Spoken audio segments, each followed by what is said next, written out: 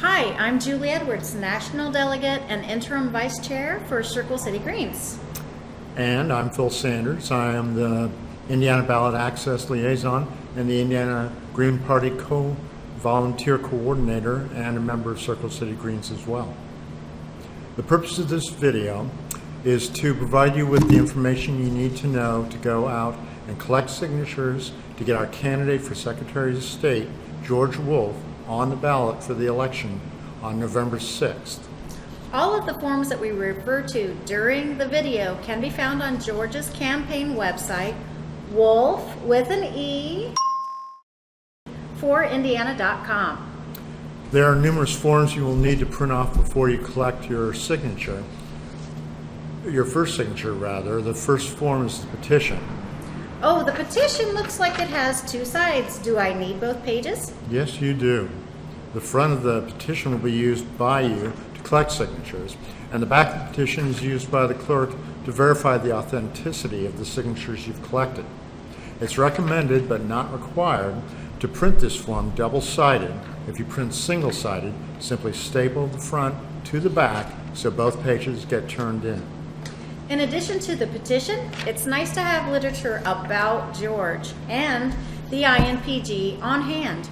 We recommend printing off the INPG's brochure, which tell the people about the Green Party, and George's campaign materials, which reveal a little bit about George and lays out his 6-point plan for Indiana. These are great items to have on hand, but you will also want to have a way to register people to vote. That's right. You can only collect signatures from Indiana citizens who are registered voters. However, there is one exception. If a signer is 17 years old now but will be 18 and plans on being registered by Election Day, you can indeed collect their signature. There are two voter registration forms on wolfforindiana.com. One is the Indiana State Voter Registration Form. The other is the Federal Voter Registration Form. You can use either, but I recommend you use the Federal Voter Registration Form. If you're like me and don't like to deal with a lot of paperwork, you can download the Indiana Voters app, which you can also find a link for at wolfforindiana.com, or just search for it where you get the rest of your apps. Not only does this app allow you to register voters right there on the spot, it comes in extra handy when a potential signer isn't sure if they are registered or not. You can verify voter registration by using the app too. And this is not a bad idea considering how the current Secretary of State purged thousands of Hoosiers from the rolls in the last year alone. So, you'll need the petition, a way to register voters, and literature about the Green Party and the Secretary of State candidate.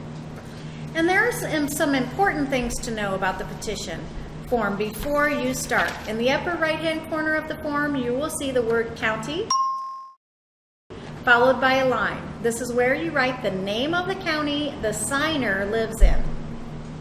So if you have one signer who lives in Marion County and another who lives in Hamilton County, they cannot sign the same petition.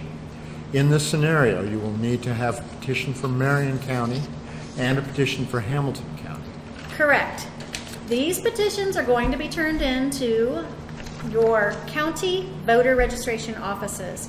You can find out where your county voter registration office is by visiting wolfforindiana.com and clicking on the Campaign Resources tab. You can go out and start collecting petitions right now, but please don't turn them in until February 9th. You can also find the address to all of Indiana's voter registration offices. Each and every county is listed on the back of the state voter registration form.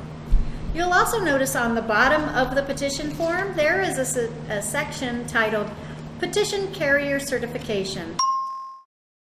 This is a section for you to fill out, sign, print your name, date of birth, and then you date it. I date mine when the petition fills up.